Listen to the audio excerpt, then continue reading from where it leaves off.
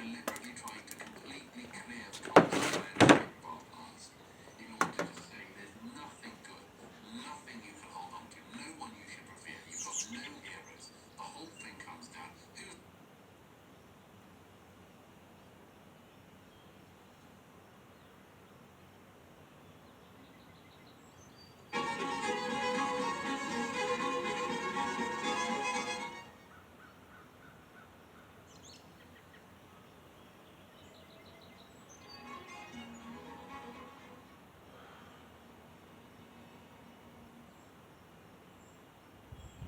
Hello everyone, I'm pleased to speak today with John Vervaeke, a colleague of mine. He's an associate professor in the teaching stream. He's been teaching at the University of Toronto since 1994.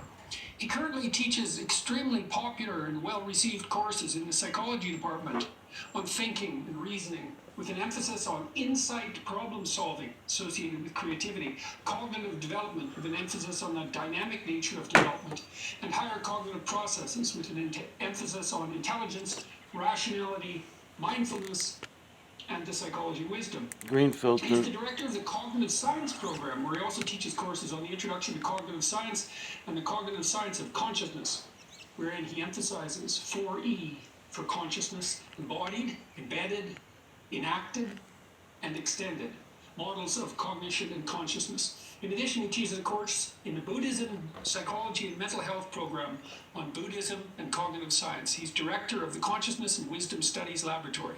He has won and been nominated for several teaching awards, including the 2001 Students Administrative Council and Association of Part-Time Undergraduate Students Teaching Award for the Humanities, and the 2012 Ranjini Ghosh Excellence in Teaching Award. He's published articles on relevance realization, general intelligence, mindfulness, flow, metaphor, and wisdom. He's the first author of the book Zombies in Western Culture, a 21st Century Crisis, which integrates psychology and cognitive science to address the meaning crisis in Western society. He's the author and presenter of the YouTube series Awakening from the Meaning Crisis. And the meaning is what we're going to talk to John about today. John, do you remember when we met last? I think the last time we were physically present was in 2015. We were at a Mind Masters discussion, you and I. It's on YouTube, and we were talking about meaning in life at that time. That was the last time I think we were present together. So that's been six years. Yeah. A lot of water under the bridge. That's for sure. Since that time. So tell us about your current projects, if you would. Oh, well, I'm currently engaged in a project there's two projects. One I've just finished, one I'm finishing. One was a CogSci project on consciousness called Untangling the World Knot. And in that, I was experimenting not only with new theoretical material, I was experimenting with a new way of presenting material. So I presented the material rather than monologically, I presented it dialogically with a friend of mine, a psychologist, Greg Enriquez. And so the material was presented dialogically, which was very interesting for me because hopefully we can talk a bit more about that. My core project is a project of trying to understand more deeply the process of dialogue and what it does in distributed cognition. The other thing I'm doing... what do you think is the difference between dialogue and thought? I mean, is thought an inner dialogue or trialogue or quadrilogue? Well, that's a really good question because one of the things that I think we are playing around with right now in the culture is a consideration of whether or not the monological model of thought, which has been very predominant, and the prototypical way in which you present your thought is with the treatise, for example. And we're now opening up to the idea that perhaps thought is more dialogical in nature. In fact, the idea that thought might be, even reason might be more dialogical nature is coming into sort of the mainstream of cognitive science. Well, let me throw an idea at you and tell me what you think of it. It's something I've been working with. We might as well dive right into this. It seems to me that thought has two main components. There's a revelatory component, and that manifests itself most remarkably I would say, in flashes of insight, but those are maybe spread all the way out to religious revelation along a similar continuum. So there's a revelatory element to thought, and that's the thought that in some sense springs out of the void. And I think the way that you manifest that thought is by consciously or unconsciously posing yourself a problem. And I think that in some sense it's akin to prayer, although we don't notice that. And maybe that's because we've internalized prayer so deeply we don't even notice we do it anymore. I mean, people have been praying for a long time, right? So you have a problem, you want a solution, you ask yourself, well, what do you think of this? And then you wait. And then at some point, sometimes when you're sleeping, sometimes when you're awake, I mean, sometimes so powerfully when you're sleeping it jerks you awake, the answer appears and you think, well, I thought that up. But that's a strange thing to think. I mean, one of the things Jung said about thought was that most people encounter thoughts. Nobody will ever find this quote, of course, because I'm sure I've modified it, but like they find a table when they walk into a room. It's just there. And then we attribute it to ourselves. But then there's the dialogical element where we take a look at the thought, or there might be the dialogical element if you're further along in the development of your thought. You take the thought and you subject it to a critical dialogue or trialogue or with inner avatars. So, okay, your turn, man. Yeah, that's great. So I think that's an important note. I do a lot of work on the nature of insight, and I think the theoretical argument and the empirical evidence, I think, is converging on the idea that the insight process is, or perhaps just say the insight process, makes use of cognitive machinery that's very different from inferential machinery. And in fact, there is at times when they can even be opposed or interfere with each other. Okay, so I have a comment about that. Yeah. You know that when people develop prefrontal dementia, sometimes they experience a burst of creativity. Of course. And yes, and it's because the editor module goes down, and that's associated, I think, with the cognitive module for thought. That's Wernicke's area, rather than Broca's area. If I got that things. Right? Yeah, okay. You do get. You also get similar things if you get sort of minor damage in sort of right prefrontal. You'll also get buried in some experiments where people with that kind of damage also show increased facility with insight problems. Right. So I'm building this writing app right now, and we're going to launch it in about a month. But I'm suggesting to people that when they write, they separate out the editing process entirely, and so they try to rely on the non-critical revelatory process to generate ideas, and that means they can't try to write a perfect sentence to begin with. They just have to restrict the editor and ask the revelatory system to step forward.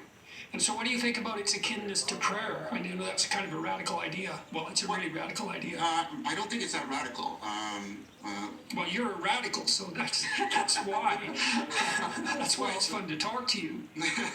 Well, the idea, I think it's only radical if you go in with some presupposed epistemologies of what's going on in thought. You may be an empiricist in which you think your relationship to thought or any knowledge acquisition process is a purely passive receptive one, or you may be a romantic where you think that thought is literally, you hear it literally in the expression, an expression of pushing out of an act of imposition on the world. But what I think the phenomenon of insight does is reveal that a lot of our thinking is neither active nor passive. It's what I like to call participatory.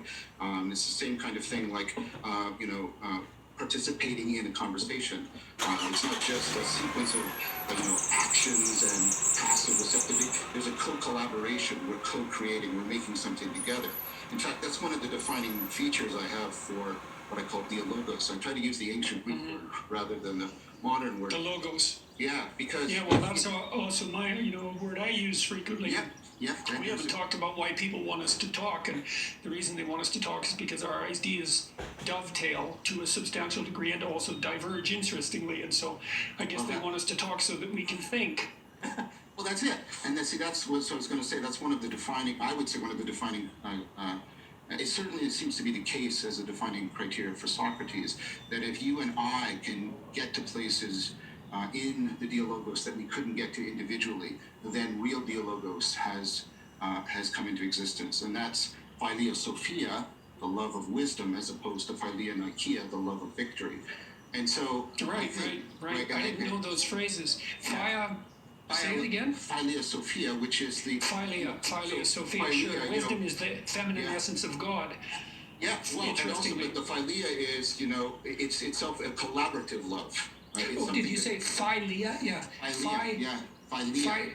Philia and Philia Sophia. So Philia it's Sophia. the three loves, Yeah. Eros, Philia, Agape. This is Philia, and Philia is the love that is done. It is expressed and shared in community. And then Sophia, of course, is the word for wisdom. That's where we get philosophy from. And Philia Yes. Nikeia is the love of victory, like Nike victory. And Right, and yeah, it's interesting because tell me what you think of this. I think the YouTube dialogues that we undertake are characterized by Philia Sophia, and the YouTube dialogues conducted in the main by the, what would you call it, legacy media are Philia, Nikeia. Nikeia, I totally agree with you. Nikeia. And I think people appreciate Philia Sophia much better. You better believe I it. certainly appreciate it much better. I just did I did two of these with Bernardo Castro. One was 3 hours and one was 4 hours. And their accepted wisdom is nobody's going to listen to those. And these are extremely popular. People are willing to hang in. Precisely. How popular? Well, I mean, there's been, I think, 20,000 views for the first one, and it's been up for like a week. And there's been like, I don't know, 8,000 views of the second one. It's been up for a couple days, and this is for a 4-hour video. Yeah, I mean, 10,000 people came to see Sam Harris and I talk in Ireland, and that was primarily Philia Sophia with a hint of Philia, perhaps I forgot it again. Philia. Nikeia, yes, of course. Nike, the shoe. I just have to picture the shoe. Philia, Nikeia. Yes, I'm accused of loving Philia Nikeia, but I don't. I find that distasteful, and I'm much more comfortable with Philia Sophia, and I hope that's evident. Well, that's very much. I mean, you sort of started with my projects. My major project right now, and this is why I'm doing these other things in this manner, is I put together an anthology for publication, and I'm doing a lot of work on it as I'm trying to understand. What is Dialogos? How do we bring it about? And I'm looking, the two areas of research are, I'm of course looking back into the philosophical heritage, the whole Socratic tradition, but I'm also doing a lot of participant observation, participant experimentation in all these emerging communities. The circling community, the authentic relating community, philosophical insight, philosophical fellowship. I'm trying to learn how to do this, share this with other people. It seems to me, tell me what you think of this, it seems to me that okay, so you're a participant observer.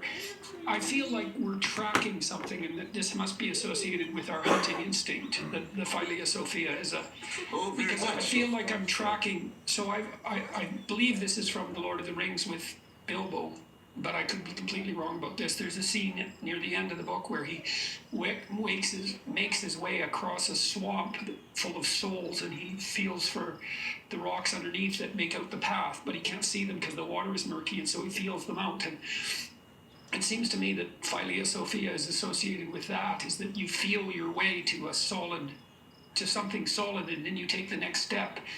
And that manifests itself in speech, but is it mutual tracking? Is it a reprogramming of the tracking circuit that we used for so long when we were dialogical hunters, like signaling to each other?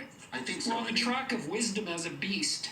Yeah, I think so. I mean, I think Slouching towards Peterson is right, and it's a main claim of most of 4E cognitive science that our higher cognitive processes are exacted from more direct sensory motor interaction. And you're right, Socrates talks about a willingness to follow the logos wherever it goes. And the interesting thing when you do these practices, do you think that's any different than prayer? Because you could hardly say that in a more Christian way. Well, yeah. Well, let me say something about that, because when I've done the participant observation, what happens is at first people are taken aback by a kind of intimacy that is not sexual, or it's a kind of immediacy that the culture doesn't currently prepare them for. So they're taken aback. right? This kind of intimacy and connection. John, that's exactly what I experience when people come up on the street and tell me that they've been watching my videos and that their life has been changed. There's this instant immediacy that takes me aback, and it floors me, and it really does. I get the same thing. I get people when I talk to them and they've watched the series or something like that, and they've spent like 50 hours with me in their head, and they think they know me intimately. Well, maybe they do, John. Yeah, maybe they do. You don't know them, No. or maybe you do. You know their Philia Sophia, and it knows yours, and so it's instant intimacy, but it's very disconcerting. It is, and it's very hard for me initially because I'm by nature very sort of socially phobic. Well, it doesn't get easier. But when I'm doing the practices, what happens is initially people are caught up in this intimacy. And then what happens is, and people have various names for it, the we space, the Geist, the Logos, Spirit. There's a sense of... Wherever I am between you, I'm with you. Yeah, where two or three are gathered in my name, there I am also, right? And so there's this sense... That's a name for it, all right. There's that When sense... did you put the Christian spin on this? Well, I mean, there's sections in the episodes in the series where I talk a lot about Christianity. I mean, one of the odd things that's happened to me is I did an episode on agape, and I've had many Christians, including Christian pastors like Paul Vanderklay, said that was one of the best explanations of agape they ever heard, and it was sort of startling from them. So Vanderklay is following you, obviously, as well. They said it was odd for a non-Christian to be doing this, but well, somebody had to. well, that's fair enough. Oh God, what a nasty bastard I am. No. This is fun. Yeah. But the thing I wanted to say is, like, when you're in, like, because I've done circling, I've been in these events, and when this happens, you know, you get people from all kinds of backgrounds, religious, non-religious, you know, sort of, officially atheist or something like, and they start using spiritual language to describe. Yes, I've been in that situation in my therapy sessions many times. As soon as you talk about anything that's really serious, you use religious language. And that means religious language is the language of extraordinary seriousness. I mean, when you talk about good and evil, and you do that in therapy when you're talking to someone who's being touched with malevolence repeatedly, there's no alternative, then you're in this religious ground. I think So that's what right. does that mean? And this spirit that we're tracking, that's the spirit that's laid the golden thread throughout history. And if we're in dialogue with that spirit, and that's the ancestral spirit. And so that ancestral spirit that's the spirit that manifests itself, I think, is God the Father. That's the ancestral spirit that lays down the golden thread. That's what's different than Logos. And I don't know how to parse out the triune conception exactly, because you talk about this Logos manifesting itself in the dialogue on Sophia. Yeah. And Logos is in there, right? Dialogue. The Logos, So yes. is the Son the love of wisdom? I mean, that makes sense to, or is that the spirit? Well, I don't know. I Neither do I. a Trinitarian interpretation. I do know that what happens, and maybe But this. what do you think of the God the Father interpretation that I just laid on you, man? Well, I mean, I've just been reading a lot about Christian Platonism, and I watched your talk with Jonathan, and I found it.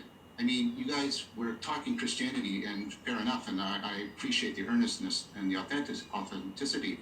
But there was, a lot of to my ear, there was a lot of Platonism in there. Yeah, have you read The Immortality Key? No, I haven't read the Immortality Key. You need to read it. I just interviewed the author. He's been tracking the use of psychedelics in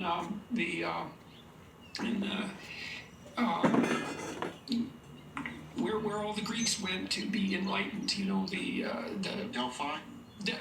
and in the Delphic mysteries, exactly. And Well, So- I was gonna say that, I mean, I read a book that I would recommend too. And he integrates that with Christianity, is stressing the Greek. And so I asked him, and Dr. Ruck, who's from Harvard, he wrote The Road to Aloysius. So it's the Eleusinian Mysteries that I'm reaching for. He's been tracking the use of psychedelics for 2,000 years in Greece in the Eleusinian Mysteries, making the claim that psychedelic experience in Eleusis was core to Greek culture, the bedrock of Greek philosophy. That's part of the revelatory element that we're talking about, and that all of Greek philosophy emerged as a consequence of that revelatory Eleusinian experience. It could be. I mean, Cornford made a lot of good arguments about, the divine men that were the precursors to the philosophers being influenced by Thracian shamanism, and you get figures that are right on the border. Who is that? Cornford. Hornford. And so Influenced by what brand of shamanism? Hornford? Thracian shamanism, shamans from Thrace, which is north of Greece. And so Cornford talked about, like, because you get very weird things about Pythagoras. He did a thunderstone ceremony where he went into a cave and died and came back. And of course How do you spell Hornford or Cornford? Cornford, Cornford, Cornford, and he.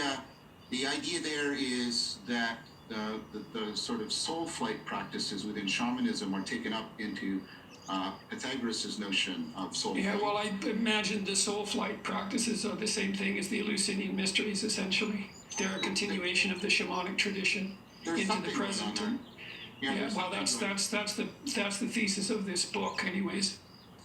What's interesting to me is, that Plato represents Socrates as being able to bring about that state in people through dialogue alone. Yeah, I know what that means, Yeah. and so do you. Yeah, very much. And when I see people in these practices, and what happens is they first orient on each other, then they orient on the logos. They find an intimacy with the logos, and then What do you mean by that?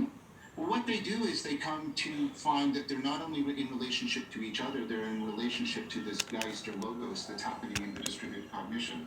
I mean, Yeah, okay, so that's a very interesting way of phrasing it.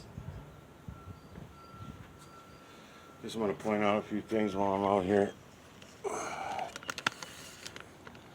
that I haven't really done since starting the series. Let's see.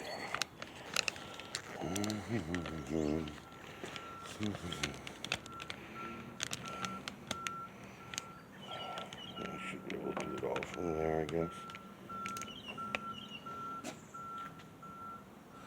So if I keep everything around that height, I'll be able to show it to you.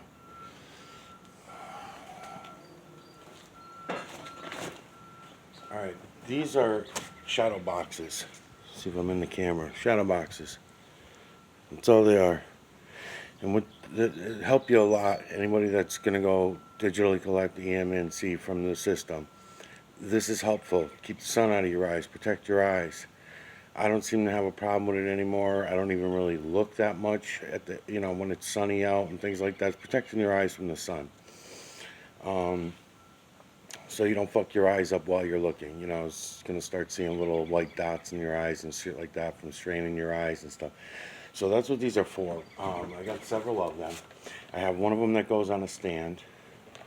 See if I'm aiming at it. Yeah. This one right here.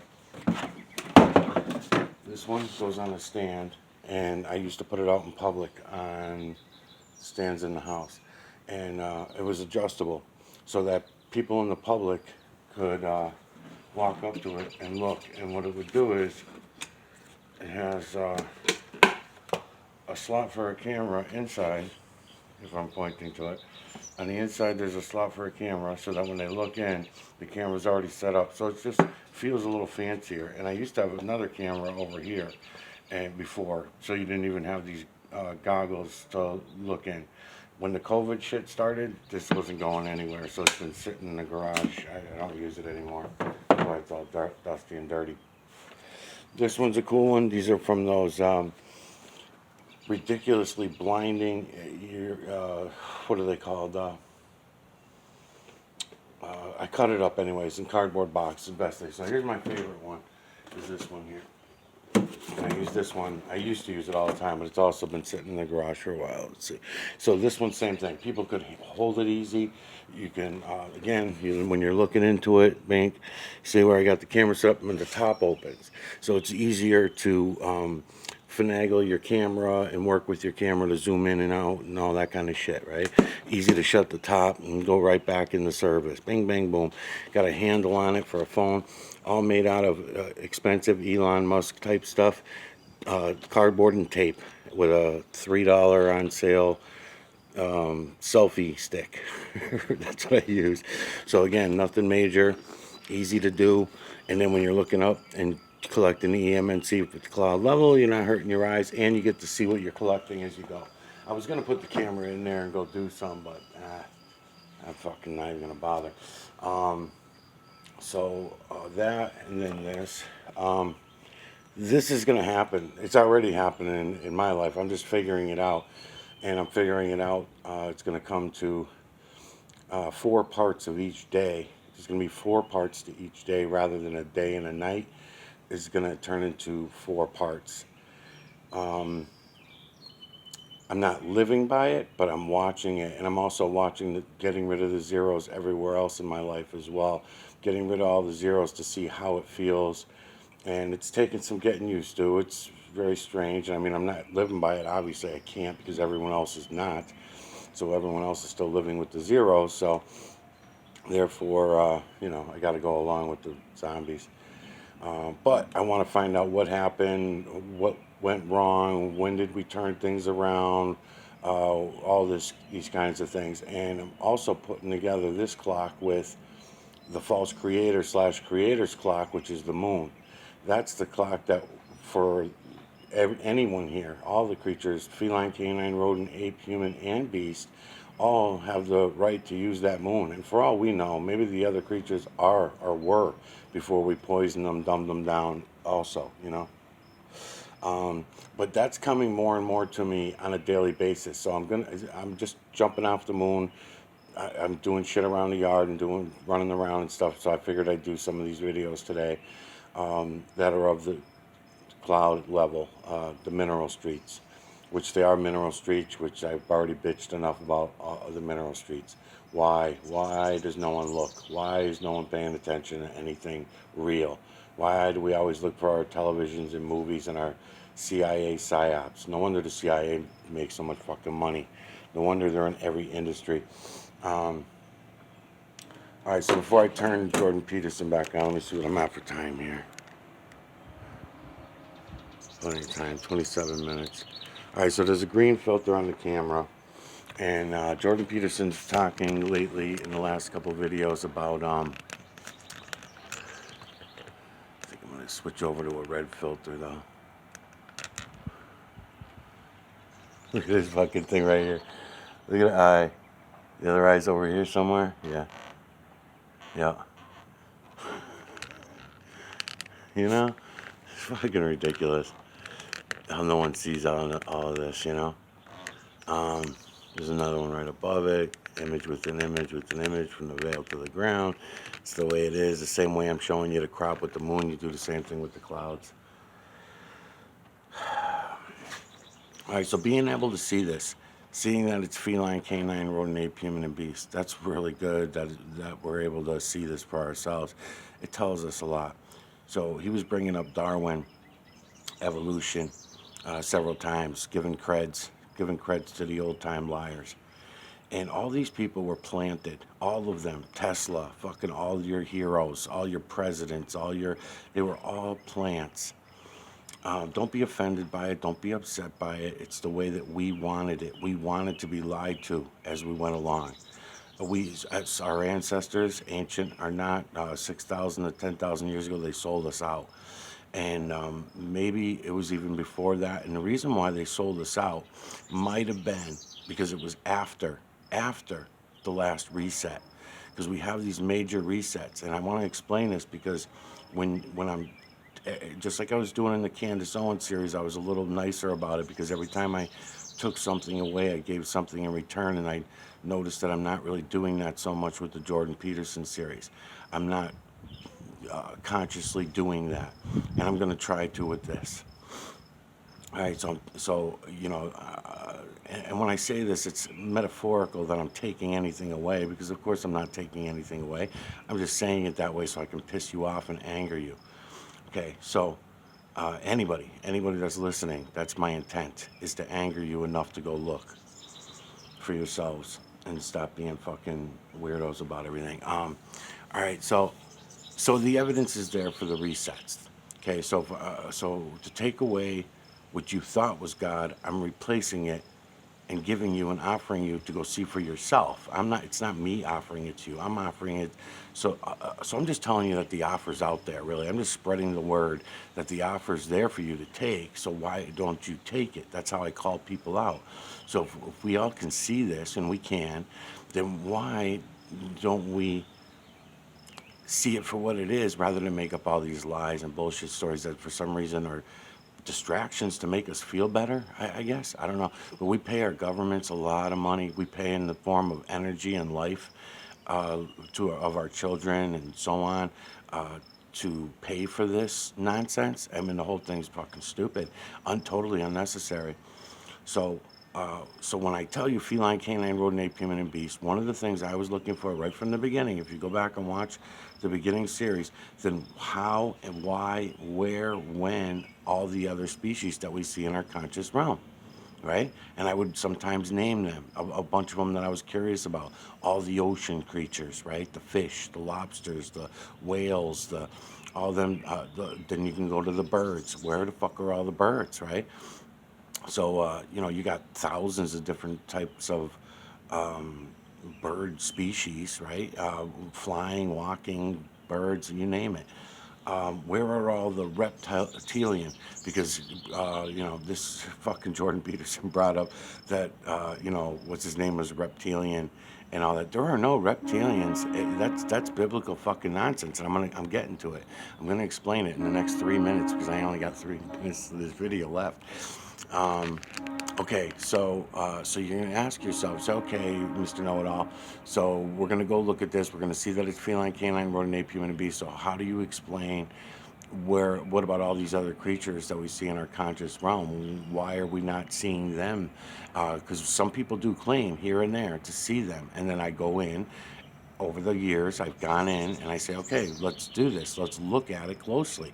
And then as you start looking at it and you wait for that proper angle that I'm telling you about, you wait for the proper lights and shadows for whatever image, whether it's in the trees, the ice, the snow, the clouds, the moon, wherever.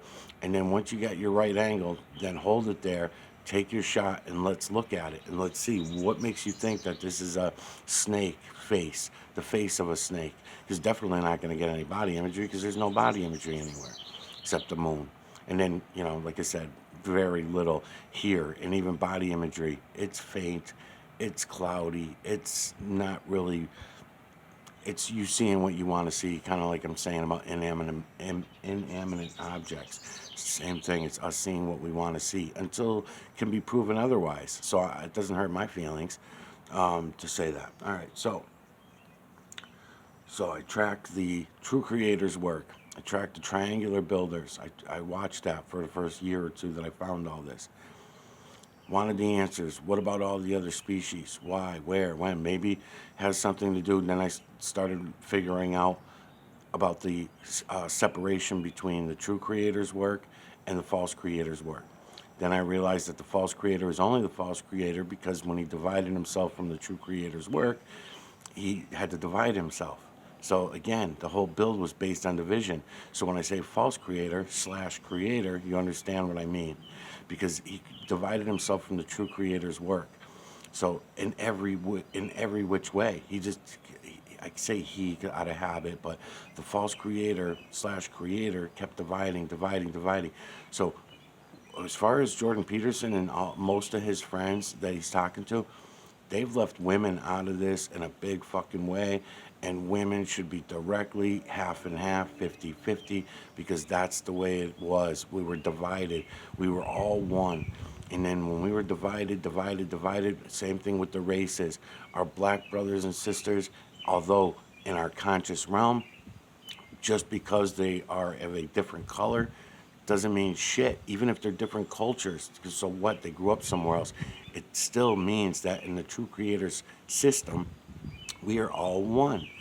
We can divide ourselves all we want, and the humans have. That's what I'm building up to. So, so we can see where the false creator slash creator's work began, and it becomes easy to understand and see that their work is of the bio realm. Okay, you could call it solid masses, but I wouldn't, because even in the true creator's work, even in the true creator's system, the earth that we live on, that we walk on, I should say, leave the rest of the system out of it, leave the wandering stars out of it, but um, the wandering stars, stationary stars, leave all that out of it. Atmosphere, leave out of it. The earth we walk on is a solid mass. Okay, that's part of the true creator's work. That's part of the true creator's system. The false creator slash creator just built himself a biosystem right in the middle of the true creator's work. Okay, and I don't know any better way to explain this than to try to do something like this.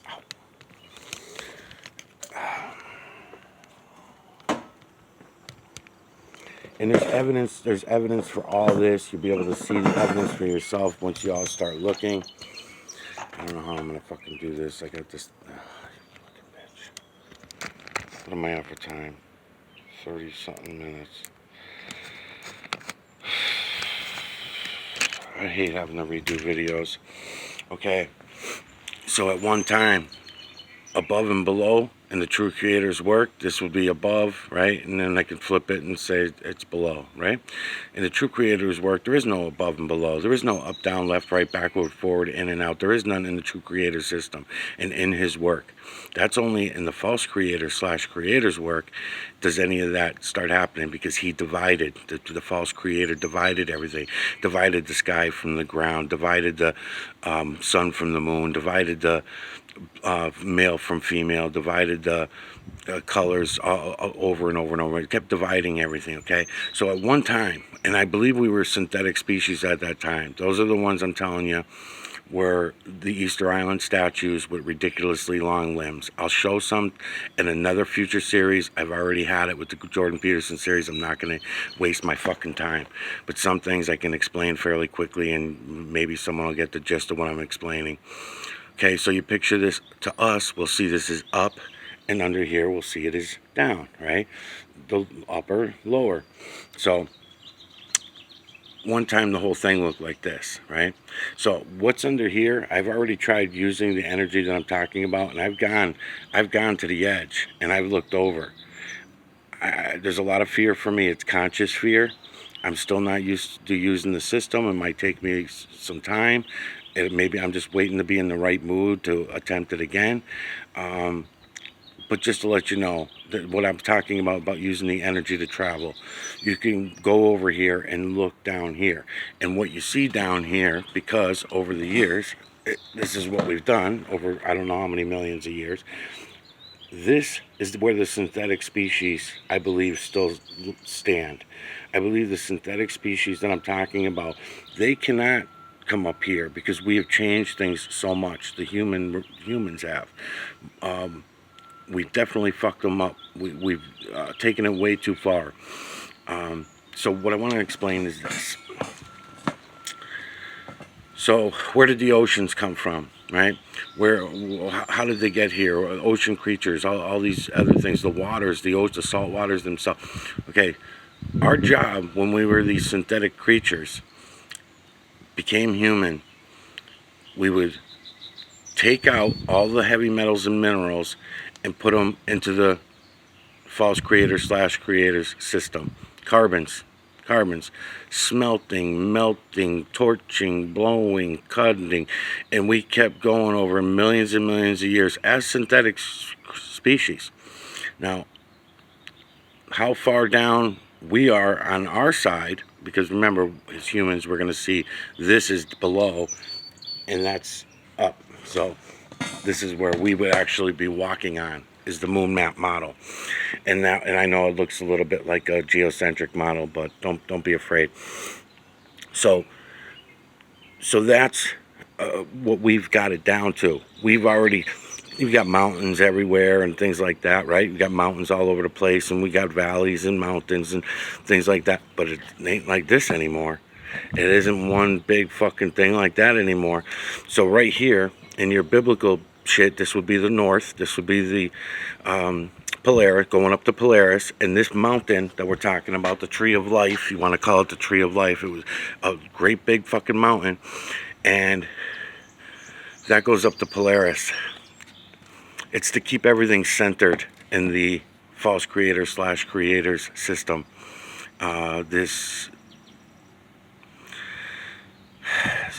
Before this camera runs out, this is the part I wanted to explain about all this. And this is why I'm bringing in this part of it. Otherwise, I usually don't even go this far.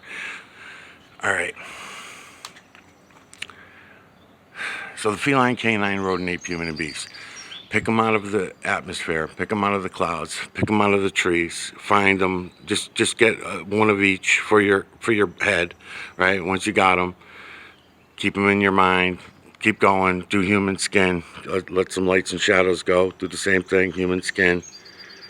Take it easy with your camera. Oh yeah, I got them. I got them. I can see in my camera right now, so I got them all.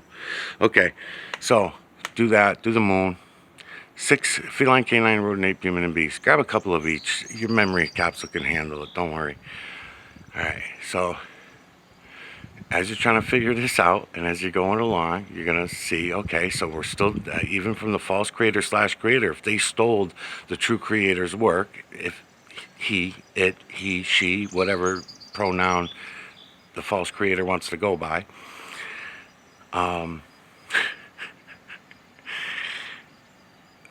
then they're only going to be able to steal the feline, canine, rodent, ape, human, and beast, unless you want to keep dividing Adam.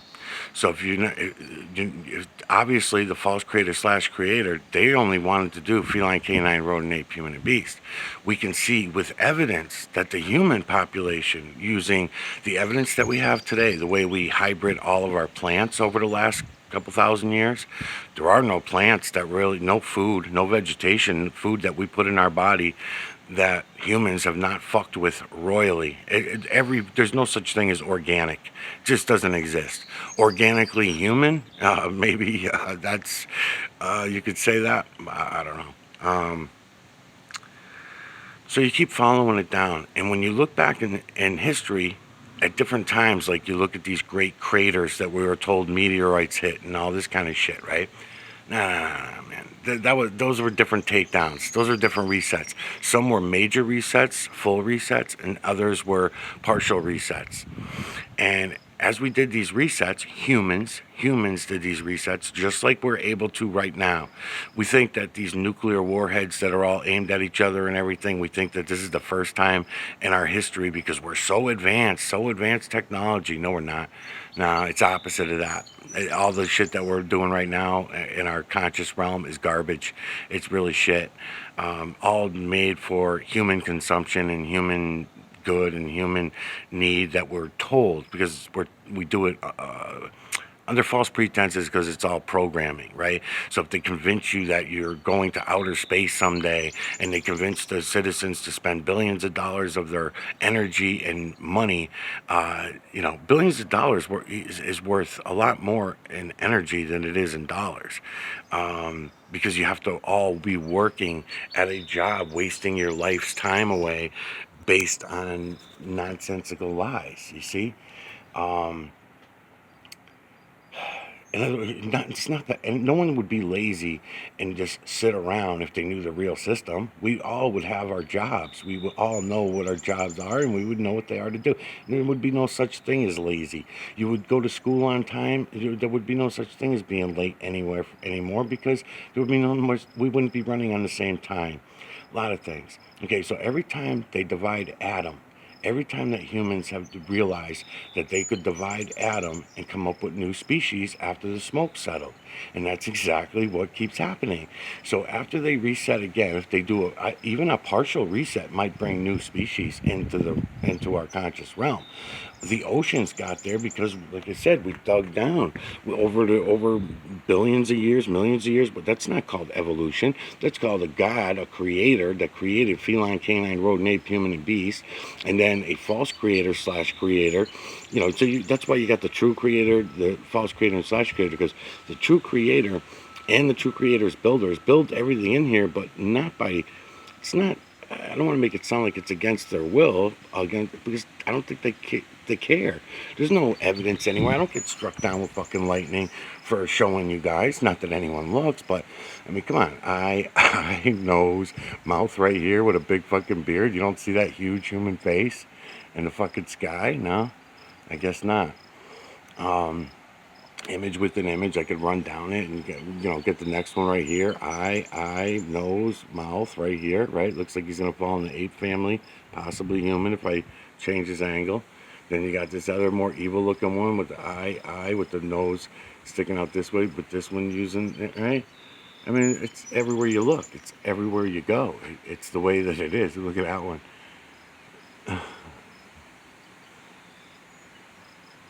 There's several of them there. Did I zoom in? Yeah, I did. There we go. It's at 47 minutes. Let's see if I'm wasting my time. Yep, it is. It is. So, anyways, it's humans. It's humans. There's no such thing as evolution. It's human evolution, if you want to call it that. Every time we have a reset, we divide atom again, and new species turn up after we're done. That's all.